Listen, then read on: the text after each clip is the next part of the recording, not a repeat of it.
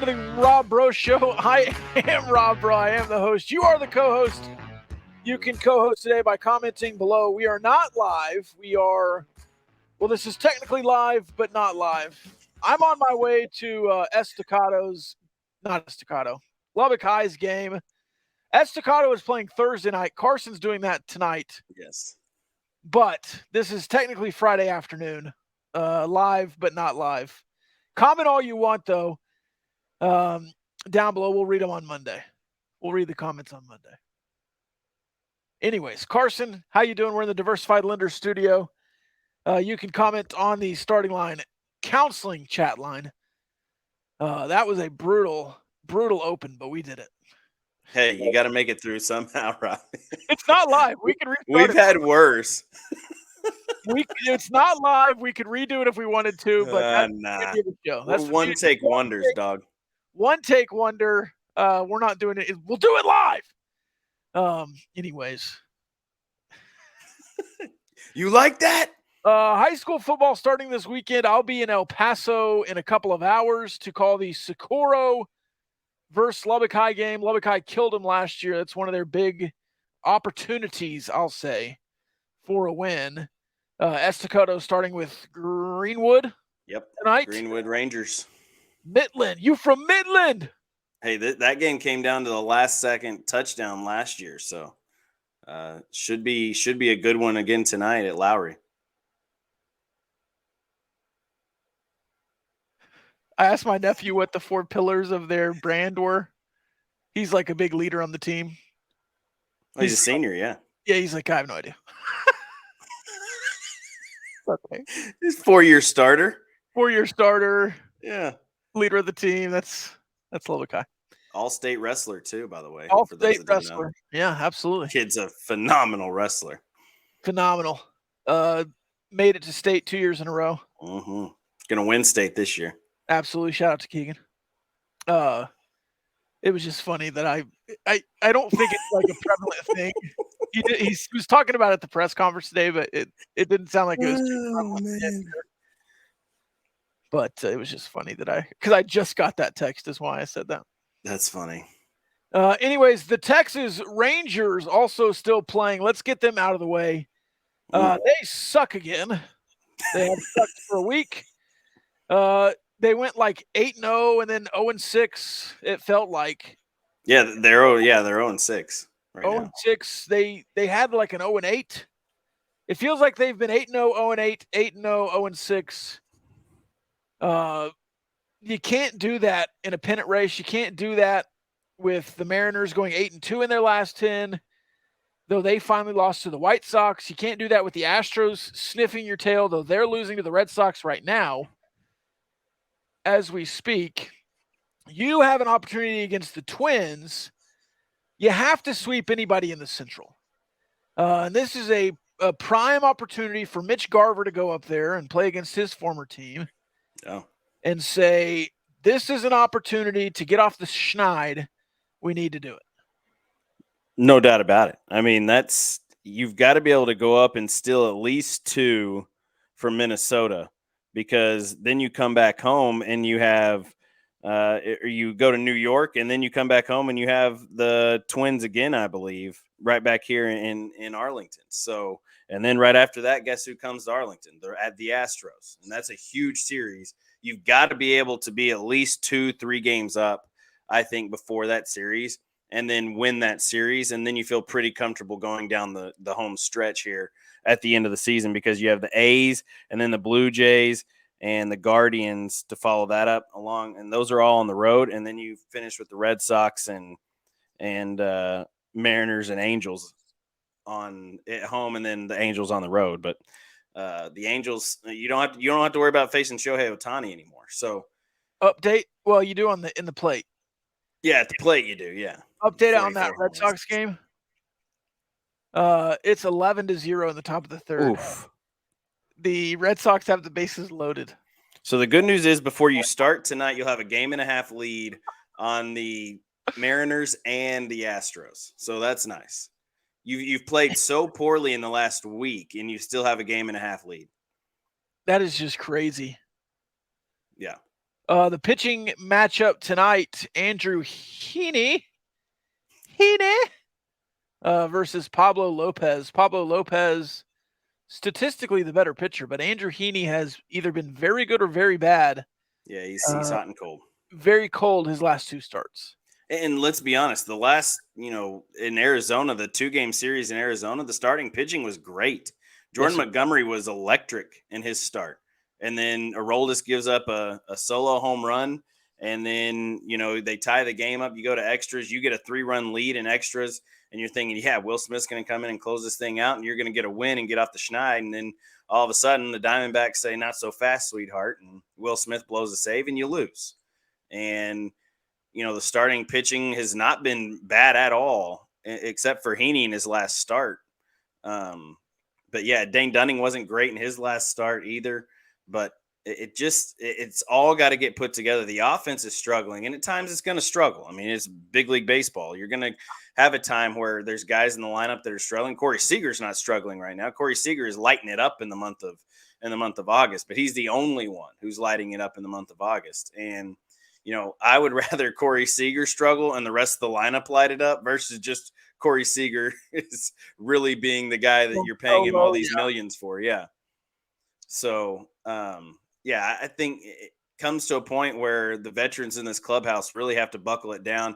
Mitch Garver being one of those guys. And now going back to Minnesota, you're right. Maybe he gets a little bit of juice. Maybe Martin Perez gets some juice in his sails too, because he was in Minnesota the last couple of years. I forgot. I don't know. So another guy that needs to step up, speaking of Jonah Heim, who is like 2 for 20 since he returned. Absolutely dog crap. But we kind of knew it'd be rough when he returned, though, right? Yeah, and he's not able to switch hit. Yep. He's not doing all the things that he was doing. He's out of his rhythm. We understand that, but you really need that Jonah Heim if you're going to finish and be in a playoff hunt. You really need that Jonah Heim you need the best catcher in baseball to be the best catcher in baseball for the last month. No doubt. And now you're really feeling the effects of not having Josh Young, because Ezekiel Duran has not been great lately. Whoever Josh Smith has not been good. Jankowski's had his moments, but he's just going to give you what you get with Travis Jankowski. But yeah, Leody Taveras has not been great. So it's terrible. Those 4 guys that I just mentioned going to have to step up at some point. Duran especially, because he's got to bridge that gap until Josh Young is able to get back. And hopefully Josh Young's able to get back in the next couple of weeks, within 2 weeks, and finish this stretch run. Hopefully, I don't want to say by the Astros series, but right after that series, maybe you have him the last couple weeks of the season and, you're 2-3 games up and Josh Young helps you get to the finish line, and Jonah Heim's starting to get a little healthier, and it just, the worst thing that could happen for the Rangers was the injury bug this year. And we've talked about that all year long, is if you can stay healthy, you can do this thing. But now, Nate Eovaldi has been hurt. Josh Young's been hurt. Jonah Heim's been hurt. Yeah, Martin Perez has gone off. You're not the Astros with that culture of winning that can just plug and play. Well, and the Astros also, their farm system, the Astros farm system has been, for how good they've been, they haven't really had to trade off a ton of their farm system either. And that makes a big difference in the way that the Astros can function when a guy goes down. They just bring up the next guy. Yeah. And it was the same when Altuve went down earlier in the year. The Astros didn't start off hot, but they didn't miss Jose Altuve. I mean, you're obviously going to miss Jose Altuve. He's one of the better players in baseball. But, yeah, I think that the Astros can bridge the gap a little bit better than the Rangers have, for sure. Stretch run. Yeah. Starts tonight with the Twins. The Twins are not a bad baseball team. They're just in the worst division. And they're not a good baseball team either. They're right at 500. You should be able to beat them. It's not a guarantee. They're 10 games above 500 at home. So they've taken care of business there in Minnesota. But with Seattle and Houston right behind you, it's time. It's time, and it's almost past time for the Rangers, losing 6 straight. The longest losing streak in the AL West right now. Houston lost last night, losing again today. Seattle losing last night, and then the Los Angeles Angels losing 4 in a row.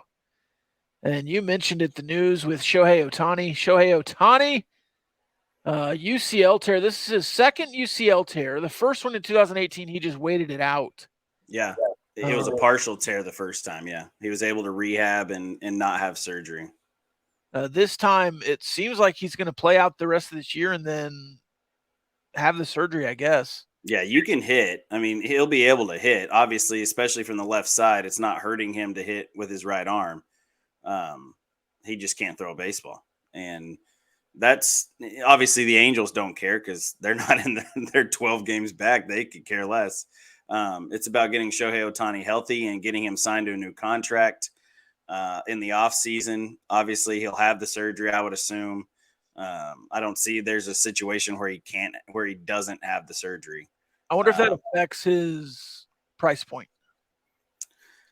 I would say so to an extent, because anytime you have Tommy John, you never know what you're going to get when they come back. I mean, everybody thinks that every pitcher that has Tommy John just comes back and they're just electric every single time and they're better. And that's just not the case. I mean, that's few and far between, actually, when that happens. Yeah.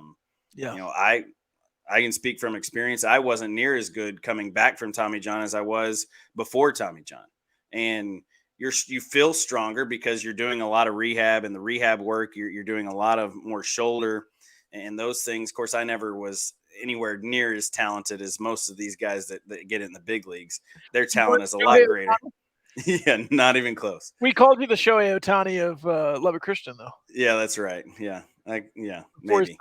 Before his time. But that's, there's a lot of guys that have Tommy John and sometimes they can't find it again. So took me a while to find it back again. So that's a concern that the Angels probably do have with Ohtani. Now, he's still worth every bit of money you pay him, even if he never throws another inning in the big leagues. I don't think it scares the Angels at all. I think it scares the rest of the Major League Baseball teams. The Angels are going to pay him. Yeah, I think they will. Yeah. You're going to have to convince a front office to go after a DH. Now, 31 other Major League Baseball teams, or 29. How are there? 32 teams or 32? 30. Are there 32 or 30? 32. I want to say. Whatever. I don't know. I'm not good at math, bro. Is it? I guess in the NBA there's 30. Sure. In the NFL there's 32. I think there's 32 in Major League Baseball. Anyways, 31 other teams are going to be going after Shohei Ohtani. I don't think that's been the same. Nope, 30 teams. You were right first. 29 other teams are going to go after him. But maybe it's more like 27 or 26 now that are going to kick the tires. And then maybe it's like 10 that are actually going to put out offers, and then like 5 that are going to be legitimate offers that can compare to what the Angels want to do. Because the Angels are in a position to overpay for him. Oh, yeah, for sure. The Angels have seen up close what he can do, what kind of guy he is, what kind of locker room player he is. They know all the risks. Well, he's a transcendent player. Yeah. But he's doing it in Los Angeles. And I think that Los Angeles pay for him if he wants to stay. Well, and I think the only other contender in this whole thing is the Dodgers. To be honest with you. I don't think the Rangers have a chance. They're already spending a lot of money on guys. I don't think they have Shohei. They don't have Shohei Ohtani money. Let's put it that way. Would be nice. The Yankees are desperate enough; they might be in the running for it. But yeah, they're getting as Brian Cashman came out and said yesterday. It's embarrassing what's going on in New York this year. Yeah, they're not very good. And it's embarrassing for both teams in New York. And so the Mets and the Yankees might be on the Shohei Ohtani Express this summer. And I'm sure he'll take a visit to both of those. I think the Mets, the Yankees, and the Dodgers, along with obviously with the Angels, those are the 4 teams in the mix for Shohei Ohtani. I don't think there's anybody else. There's nobody else that is in the mix for Shohei Ohtani in the offseason. The 2 biggest markets of baseball. Yeah, I agree. Los Angeles, New York, and Arlington. I mean, wishful thinking. I hope the Rangers maybe can sign Shohei Ohtani too, because then that makes you the front runner to win the World Series next year. Oh yeah. But Even if and that's just him. That's just him hitting. That's not even him coming back and pitching. I don't care. Yeah. That offense with this lineup and the pitching staff you already have, I feel pretty good about that. But yeah, I don't think Shohei Ohtani is going to end up in a Rangers uniform, even though it'd be pretty cool. Yu Darvish is still going to be the best Japanese-born player to don a Rangers uniform. Wouldn't mind seeing him back in a Rangers uniform next year.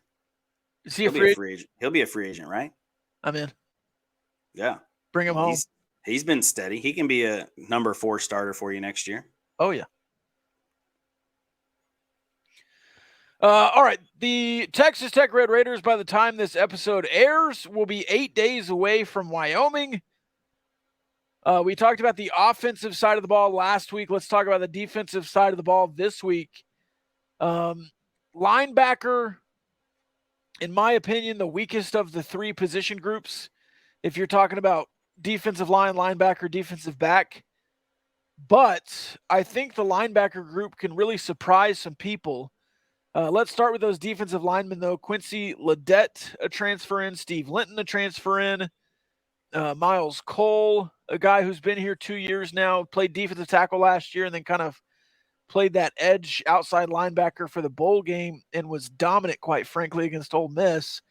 And then you have the 2 stalwarts back, Tony Bradford and Jalen Hutchings, along with some youth like Isaac Smith and Joseph Adedire.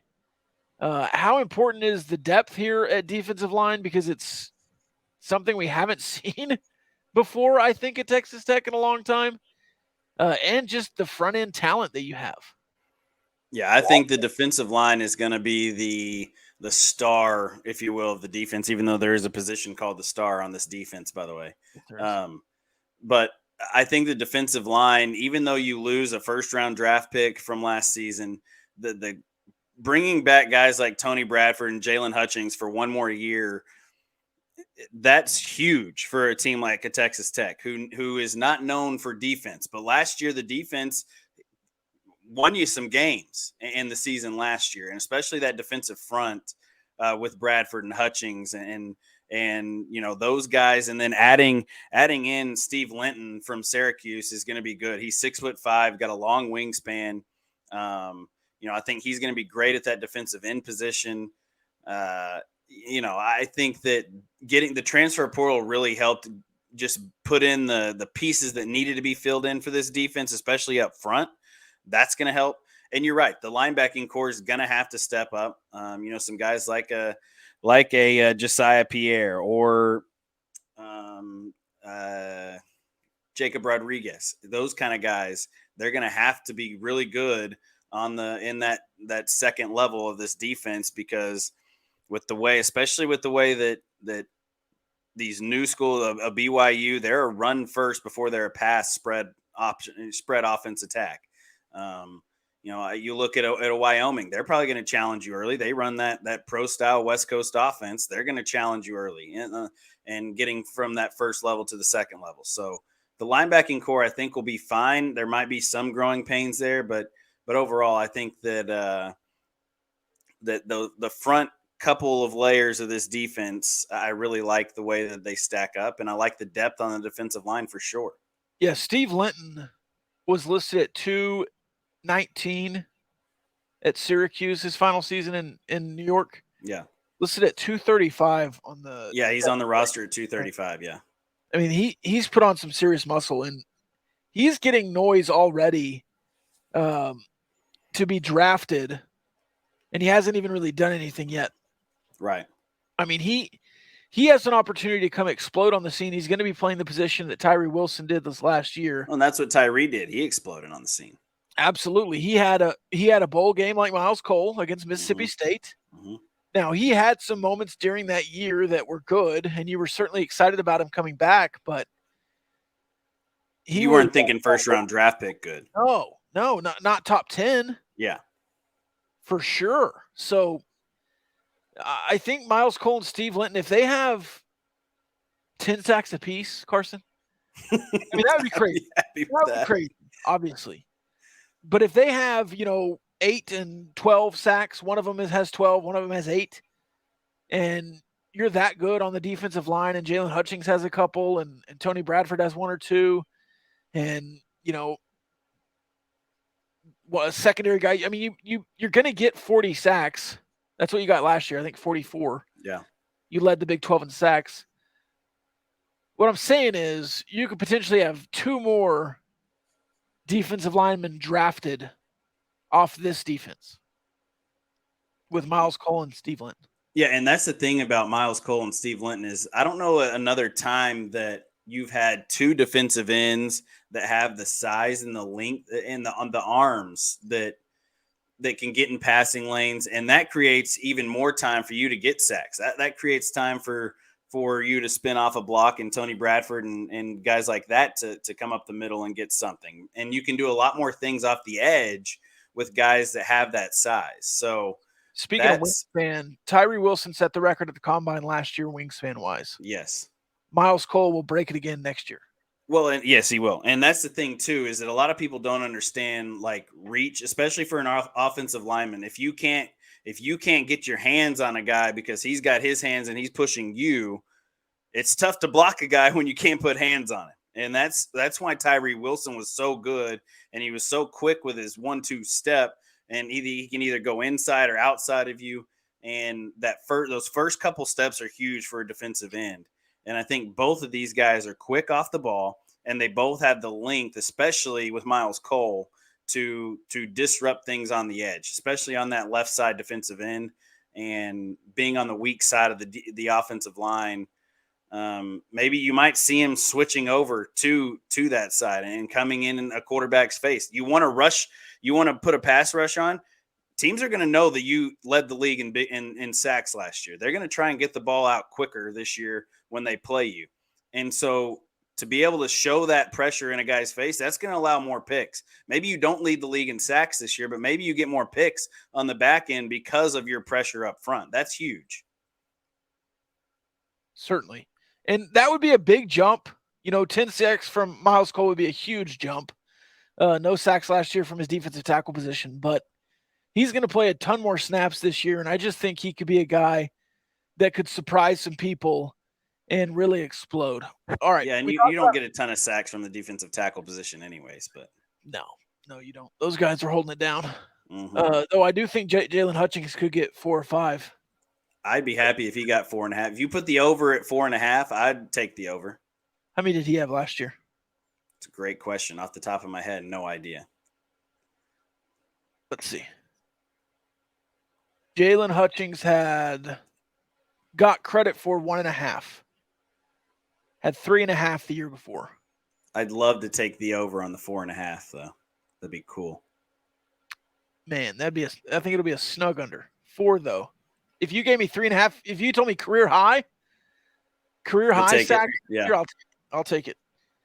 Over 3.5. Let's talk secondary. A bunch of seniors in this secondary.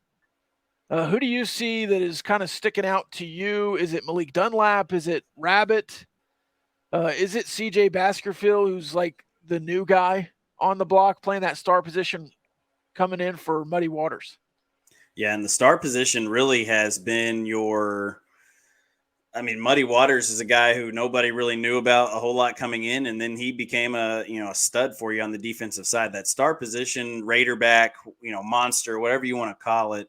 It's called different things in different offenses, but I think that Baskerville, obviously not seeing a ton of tape on him, but if they're putting him in that position, a lot of trust goes into that. A lot of reads and everything else go into that position. I'm really looking forward to see how he plays it, but Dadrian Taylor-Demerson, I think it has to be the catalyst for the back end of this defense. The free safety, especially against the Big 12 offenses that like to spread it around and throw it around a little bit.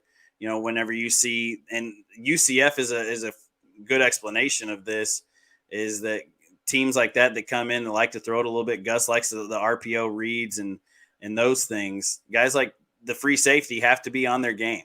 And Texas is going to do a lot of that this year with Quinn Ewers too. And, Oklahoma is going to do a lot of that with Dylan Gabriel. There's going to be a ton of that going on this year, and having UCF for sure. And the free safety is the catalyst on the defense in that situation. Like, you have to be able to read really well. You've got to be able to stick your feet in the ground and go make a play. And I think he has a good year this year. And I don't want to say he ends up being a Zach McPherson type guy where he's underrated going into his last year, and then now he's in the NFL. Of course, Zach, unfortunate injury in training camp and all those things this season, but I think that he has the talent to be that kind of player, to be honest with you. You also have Tyler Owens, senior. Yeah, and he's a guy. Taylor Demerson, senior. Malik Dunlap, senior. You have Braylon Lux, senior, who's coming in from Fresno State. I mean, you just have a bunch of seniors in this defensive backfield. To me, that's as important as anything else.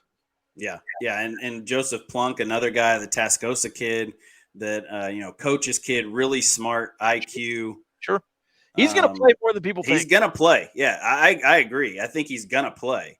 Yeah. He's just so smart on the football field. Like, the kid lives, eats, sleeps, and breathes football. And, he's what your typical coach's kid you expect of. He knows the game.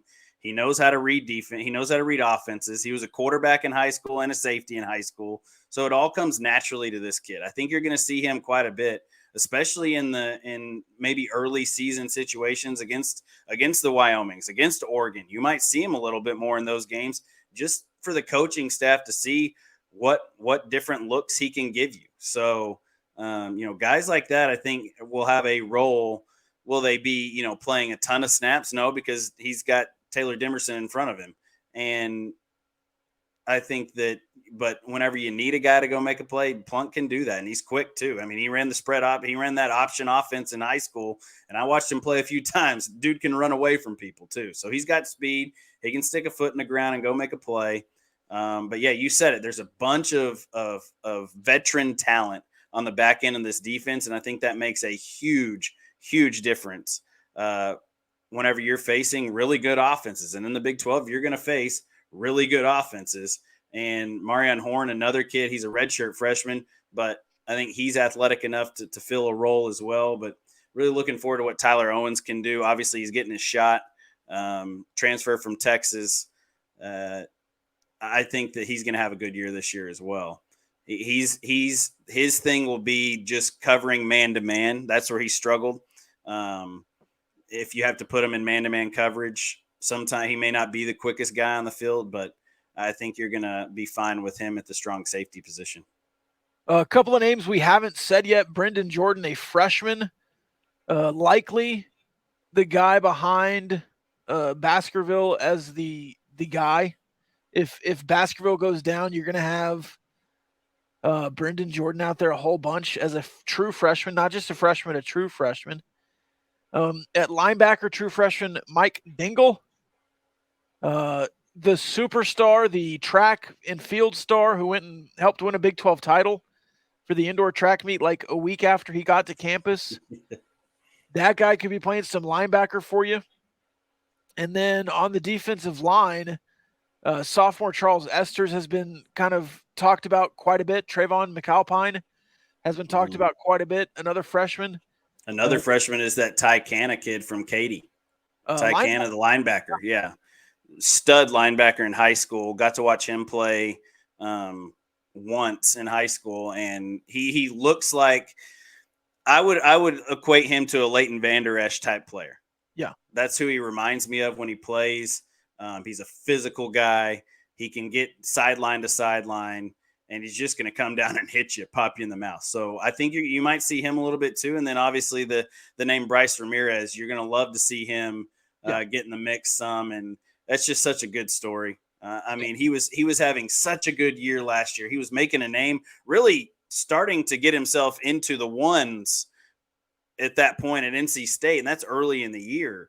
He's getting more and more snaps, and because the dude just made plays, he had a nose for the football.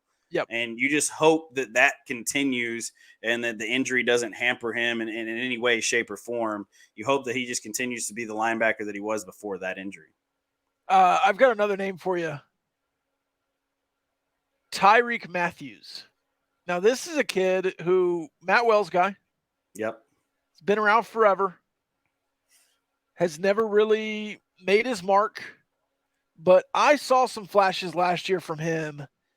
If he's called upon to be a guy, I think he can be in this defense. I think it'll be tough for him to kind of break out the career he's had. I think he had 14 tackles last year, 9 the year before. Not overly productive. Undersized. But this is the kind of kid who just says, all right, I'm in. It's going to be his 5th year playing. He's 5'11", 235. Yeah, and 5'11" is probably gracious. Look, I'm not saying he's going to be a star. I'm not saying he's going to come in and have 57 tackles. But he's going to flash, and he's going to make some really big plays and really big moments that I think you're like, who is this kid? Yeah. Like, do we have him again next year? No, this is the end of his don't. Yeah, he's done. But it's just another one of those kind of Kosai Eldridge kind of guys who were just toiling away here in the Matt Wells, Keith Patterson defenses that didn't really have a spot. Yeah. And here's what I love about this kid. Not Keith Patterson. What's the defensive coordinator's name?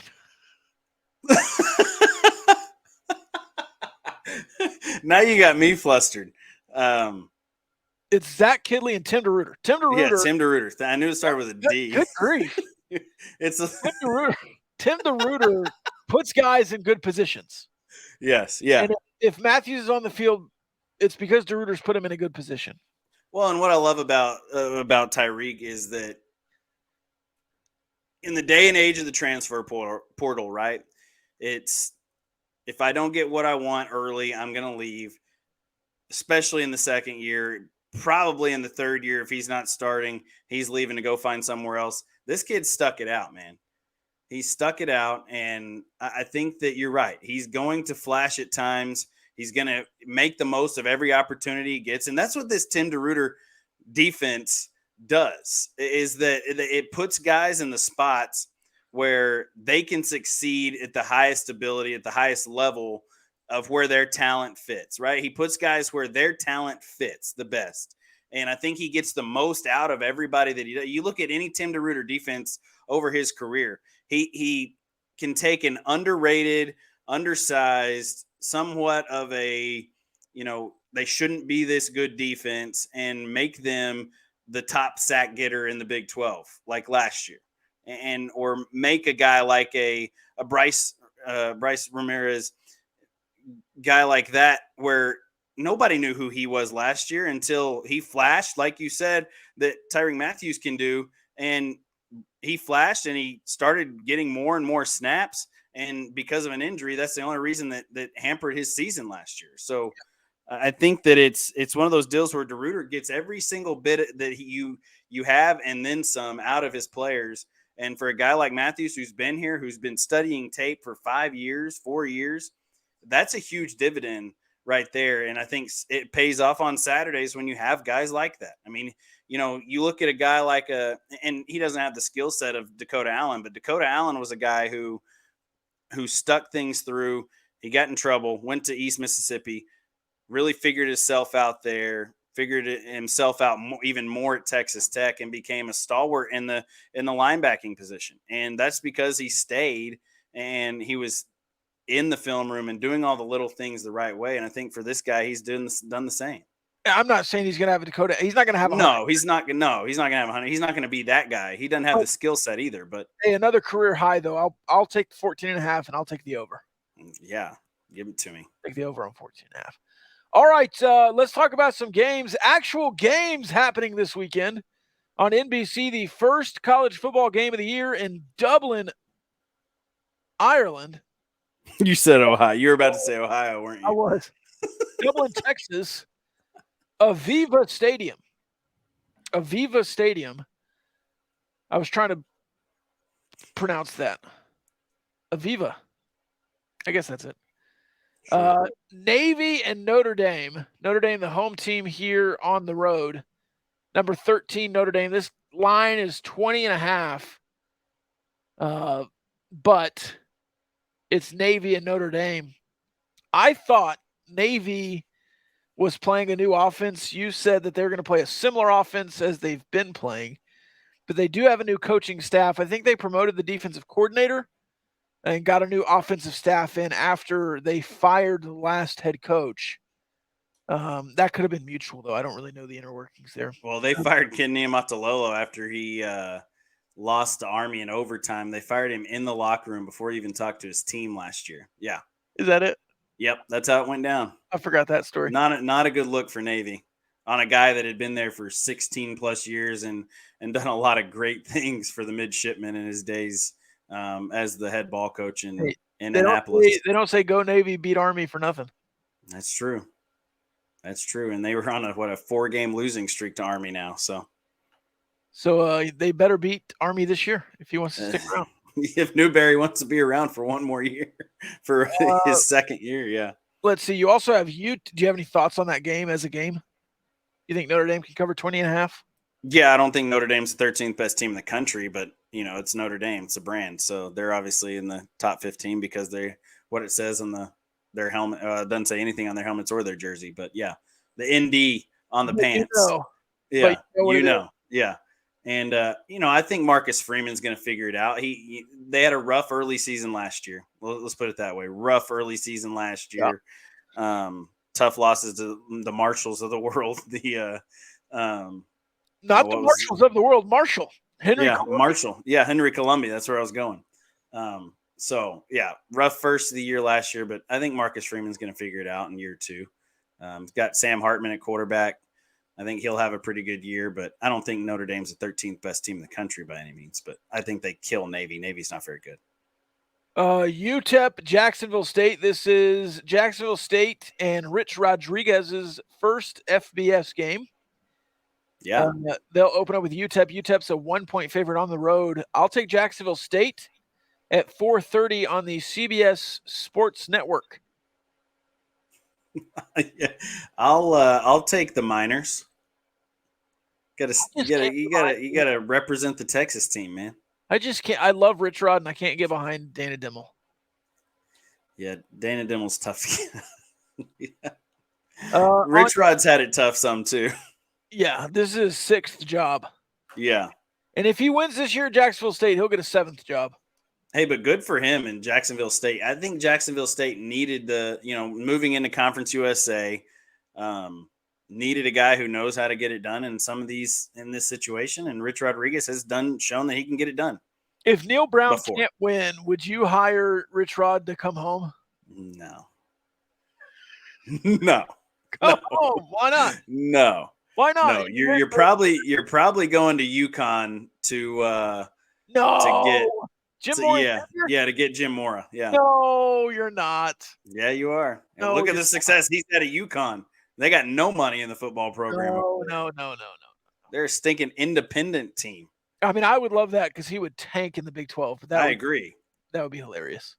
They'll probably just hire Dana Holgerson back after he gets fired at Houston this year. Hell yeah. UMass is going to New Mexico State. Jerry Kill, speaking of old coaches, eating ice cream on the sideline and snowstorms. Jerry Kill. New Mexico State had a sweet poncho that he was rocking. 6 p.m. kickoff, ESPN. I don't have the line on this one because I just memorized the other 2 lines. New Mexico State -7. Okay, -7. I'll take that. I'll lay the points. UMass stinks. Yeah, UMass stinks. give me the Gaggies. I mean, New Mexico State's not like a prolific football stadium or team, but no, it's their first year back in FBS as well. So they've been playing. They were in the WAC last year, and that was a FCS conference. So now they're back playing in the FBS.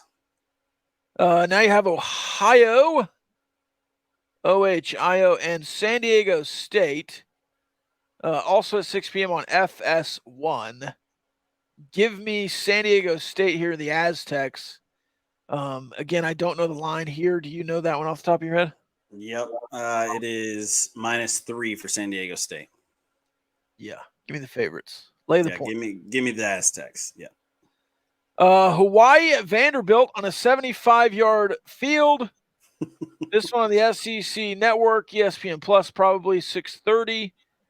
Vanderbilt favored by 17, I think. 17.5. Yeah. 17.5.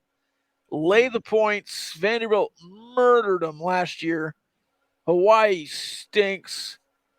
Vanderbilt stinks. Well, Vanderbilt stinks, but they're an SEC program. I like Clark Lee. I do. I know. What makes you like Clark Lee, though? Vanderbilt was almost bowl eligible last year. Yeah, because they load the front end of the schedule with the Alabama, A&M, and Hawaii. Hey. Of course, they messed up and put Wake Forest on there this year, so they're going to be 2-0, and then they'll go to UNLV, and they'll probably be 3-1, and then they won't win another game all season. So if you gave me 2.5, 3.5, I'll take the over. You take the under. Yeah, for sure. Okay. Shake on it. I'll take it. I'll take Vanderbilt's over. I've not looked at the schedule. I have no idea about it. Let's look. There ain't no way. Let's look at the schedule. Hawaii, Alabama A&M, Wake Forest. That's a without loss. Sam Hartman. That's a loss. UNLV. Win. Kentucky at home. Loss. Missouri at home. Loss. Dorkowitz. Yeah, I still think Missouri's better, and I hate Drinkwitz. At Florida, loss. Won't win that. Home against Georgia, loss. Watch that be the only SEC win they get. At Ole Miss, they lose easily. Ole Miss is going to pummel them. I'll be looking at that game. Love me some Lane Kiffin and Ole Miss. I don't think Ole Miss should be ranked. I don't either, but I still think that Auburn at home. doing it right. Loss. South Carolina on the road. Loss. South Carolina should be ranked. You're a big Spencer Rattler guy. I think he's good at South Carolina. And then Tennessee. That big time loss. I think Tennessee wins that game, and they're in the SEC championship. Snug 4-8. Yeah. Give it to me. I think Tennessee's going to beat Georgia this year. You think so? And Florida. I think Tennessee wins the East. With McKenzie Milton? Yeah. Is that his name? Yeah, McKenzie Milton. Old UCF quarterback. No, what's the kid's name? What are you talking? The Tennessee quarterback? Yeah, it's Milton, right? Yeah, McKenzie Milton. No. Isn't that who he transferred to Tennessee? No. Different guy. Oh, that's not McKenzie Milton. Joe Milton. Yeah. Yeah.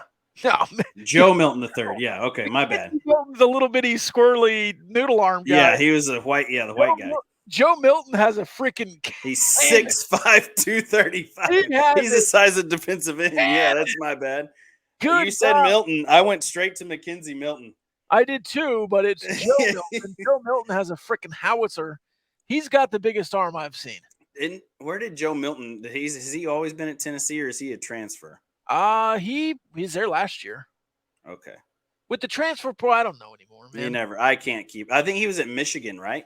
2-year range. Wasn't he at Michigan before that? Do you have his thing up? Oh crap! I guess I could. Oh yeah, I see Michigan stuff. Yeah. He was at Michigan in 2018. This is his 6th year. He's a 6th-year senior. Jeez. He's about to have a Heisman Trophy season. 6-year senior. Man. I don't know about that. No, he's only thrown his highest completions. He was 80 of 141 for 1,077 yards and 4 touchdowns, along with 4 interceptions in his last year at Michigan. That was a COVID year, 2020. Last year in 2022, 53 of 82, 10 touchdowns, 0 interceptions. Yeah, that's nice. And he had to come in and fill that role after 1,000 yards. Their quarterback last year tore his ACL. Yeah. So now I'm trying to remember who their quarterback last year was. Stop. I have it. Yeah, I lost it. What was that kid's name? It's a Don't tell great me. question. Great. I had him as my Heisman winner last year. And I picked Tennessee to win the East last year too, which is why I'm reserved to do it this year, even though I was just a year early on him. Oh, I remembered it now. Start with a J. Yep. Josh is his first name. Josh. Is it another J? I don't remember. What's his name? Was it Josh? No, it was Hendon Hooker. That's my bad. Oh, Hemden. Yeah. That's what Josh Heupel's the head coach. Yeah, Josh Heupel, the head coach. Josh. I was like, that doesn't He was a sound right. quarterback. Hemden. Shows how much I care about Tennessee. I know nothing about the Good Volunteers. grief. But I picked him to win the can't SEC East now. I can't believe I couldn't remember Tim DeRuyter and Hendon Hooker today. No, you can ask me anything about Big 12 teams. I'll know them all day. Good You start grief. asking me about Tennessee, I got no idea. I don't even know who Georgia's going to put at quarterback this year because it ain't going to be Stetson Bennett. Oh, no, it's a new kid. He looks like an absolute douche. Well, he goes to Georgia, so He's got the most punchable face I've ever seen. Stetson Bennett ended up being one of the top 10 douchiest douches of all time. Have you seen who Florida's starting? No. Graham Mertz from Wisconsin. Yeah, Wisconsin transfer. That's interesting. I don't think Carson Beck is the new Georgia quarterback. Carson Beck. Yeah, he sounds like a tool. That first name, man, Yep. just sends off tool vibes, especially if it's spelled with a C and not with a K. Definitely see. Yep. I knew it. He's got the SEC swoop for a haircut, I'm sure. A junior who threw for 310 yards and 4 touchdowns last season. No, it's more of a wave than a swoop. It goes up.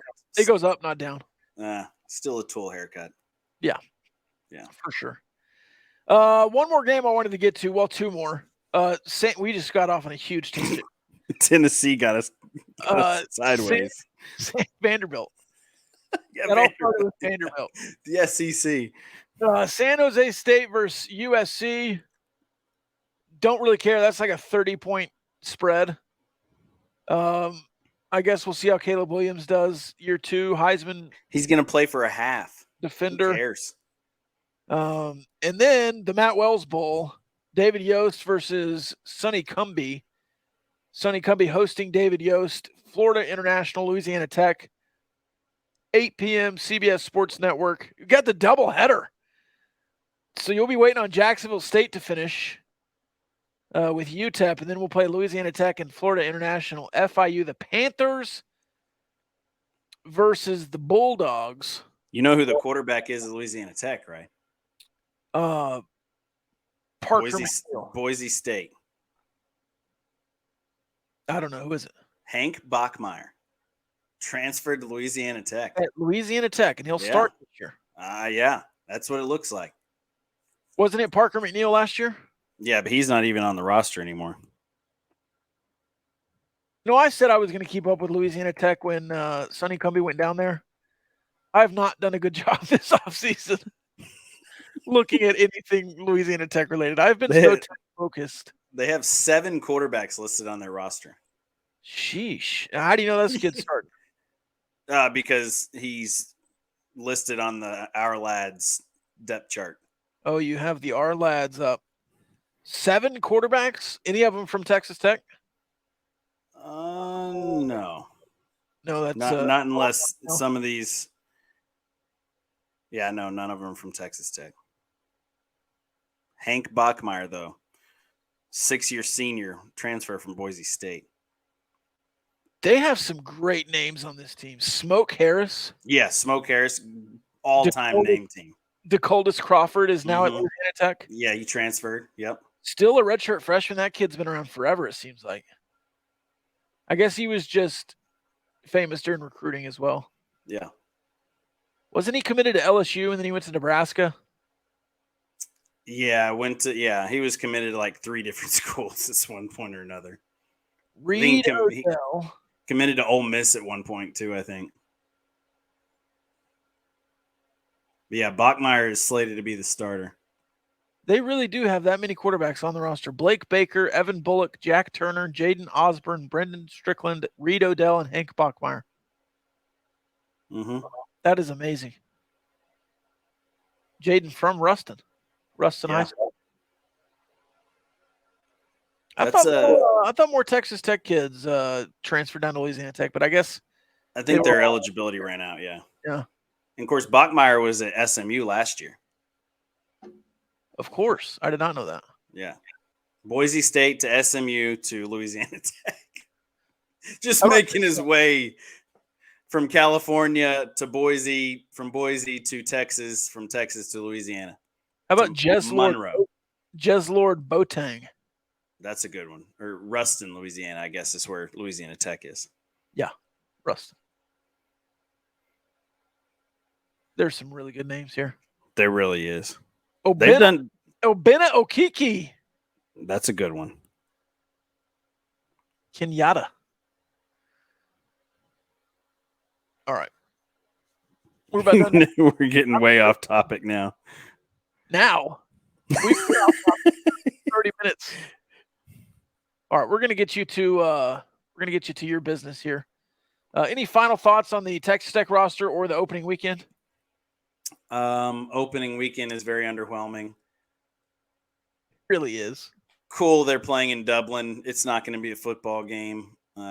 Navy stinks. Notre Dame. I mean, the top 25? You have two teams playing out of the top 25, and it's Notre Dame and USC, and who else? We just went over it. You think I would realize that? Yeah, just those two.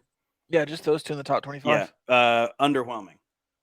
If I really want college football to be great in the first weekend, if you want to start it early like this, give us something good in the first weekend, right? Yeah. Like next week there's some good matchups.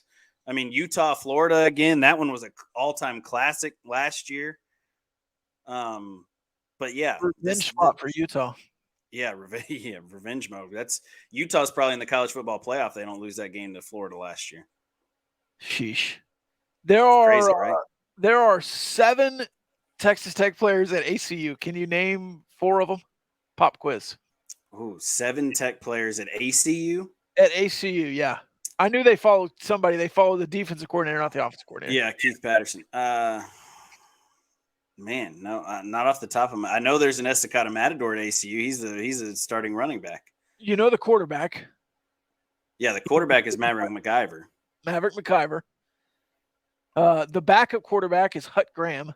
Oh, Hut Graham transfer. Okay. Well, and he didn't even really. I mean, he was on the roster last year, but right, he redshirted last year. Yeah. Yeah.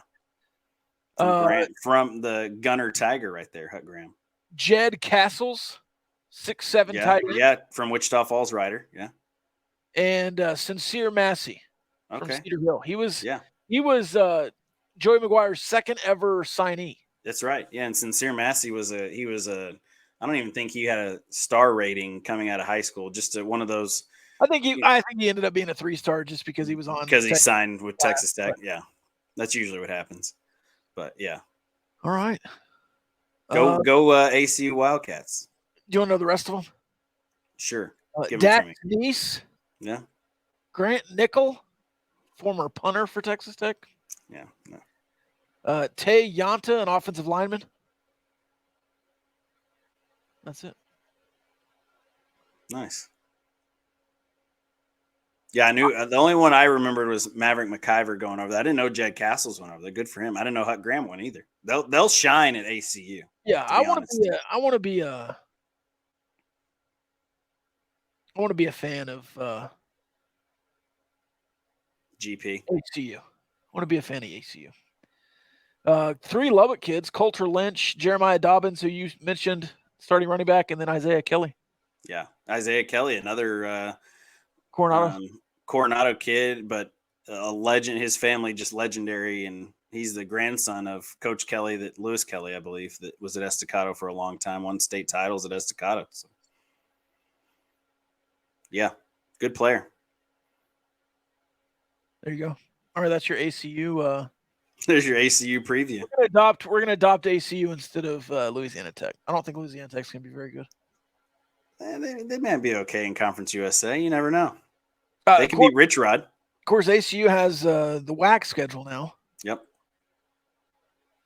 We'll have to see how that goes. How many of these Texas Tech players make the return trip to Lubbock when they play Texas Tech? And they're All of them? Yeah, mostly all of them. Is that all of them. Next year, yeah. Is that next year they play ACU? Isn't it next year? 2024? I think so. Yeah, 2024 schedule says I think it's ACU. Senior Maverick McIver back for his 17th year of college. I think it is next year, yeah. How about that starting quarterback matchup right there? It'll be Maverick McIver versus Baron Morton. Yeah. Love that. I don't really. I don't know how many times we got texts on the old show. What happened to Maverick McIver? Why doesn't he get a shot? Well, he's hurt or he's also next year, August 31st, Abilene Christian. Then you go to Oregon the next week, and then North Texas. Those are your 3 non-con matchups next year.